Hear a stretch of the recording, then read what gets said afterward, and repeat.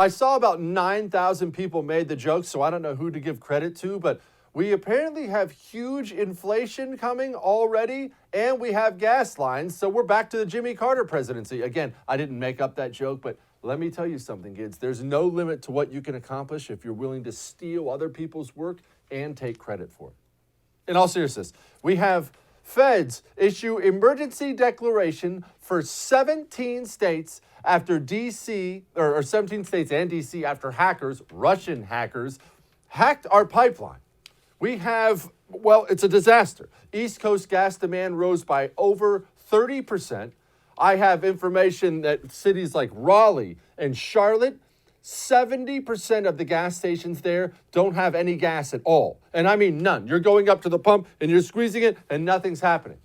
The national average, highest since the Obama era. It is a big deal. And before I get to the White House and their response, I need to talk to you about something here. And this is going to be a little rough around the edges. I realize that.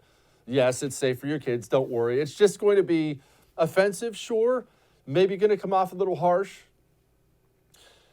Do you know what powerful nations do when somebody, anybody, a nation, an individual, a terrorist group, when that group threatens a critical part of the infrastructure of a powerful nation? Do you know what the response is from successful, powerful countries that have any interest in continuing on? Well, I'll put it to you this way. If you're a Russian hacker and you wake up one morning and think to yourself, I'd love to absolutely screw up America's fuel lines right now. That would be fun. Should we do that? Dimitri, should we do that? Yeah, let's do that. You know the first thought that should go through your head when you're coming up with this grand scheme? Your first thought should be, well, if we do that, they're going to come kill us. Because that should be the American response. You send some hitters over there and you take care of the problem. Not because you were some bloodthirsty maniac, because you have to let the terrorists of the world know you will die if you try to hurt America's critical infrastructure systems. What are we doing about it? I mean, setting this current gas shortage aside, let's assume this is going to get worked out. What are we doing about it?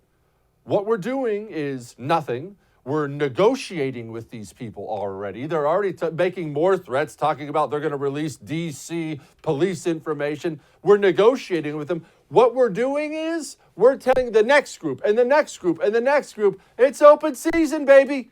Come on and mess with America. We're so pillow soft and weak and effeminate now. We won't do anything about it. Come on, hurt us. We're America. We're too nice for that. Please, destroy our fuel systems. Hack our internet.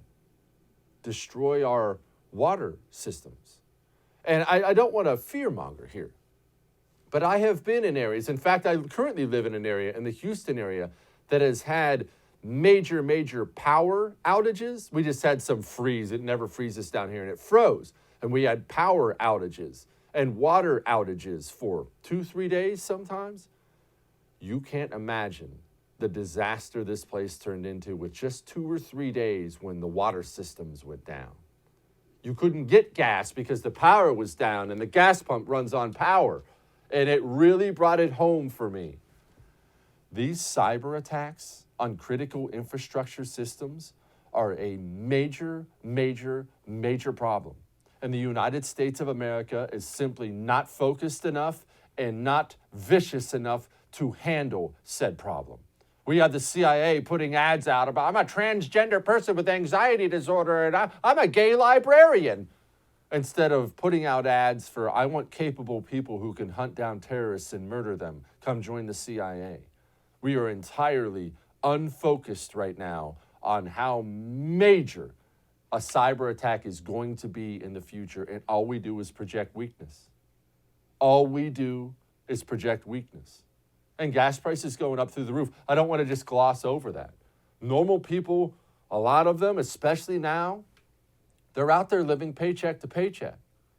What's the Biden response? Joe, you've been shutting down pipelines. You going to open up any more? Well, here you go. Work together. Go ahead. Thank you. Two topics. I'll go quick. Is the White House rethinking their opposition to new pipeline projects since one really important one goes offline and gas stations start running dry? I wouldn't say we look at it through that prism, Peter. We look at it, we analyze both the impact, the economic impact, as well as the environmental impact. And that will certainly remain the case, but we look at each pipeline project individually. Of course. Not worried about you. And I'll just point this out one last time. The communist. You don't point out the destructive nature of the communists' policies and dissuade the communist at all. When you tell the communist, hey, your policies, we got gas lines and things are getting really bad here, that's what your policies are doing, the communist looks at that and goes, oh, nice. It's working as intended. Destruction is the goal. Things aren't working out poorly for the Biden administration. Gas prices through the roof, inflation, Israel's on fire, surge over the border. It's not working out poorly for the Biden administration. It's working out exactly as intended. Hey, thanks so much for watching The First on YouTube. If you liked what you saw, go ahead and like and subscribe. You heard me. Like it, subscribe. You'll get a lot more of it and a lot more of me. Thanks.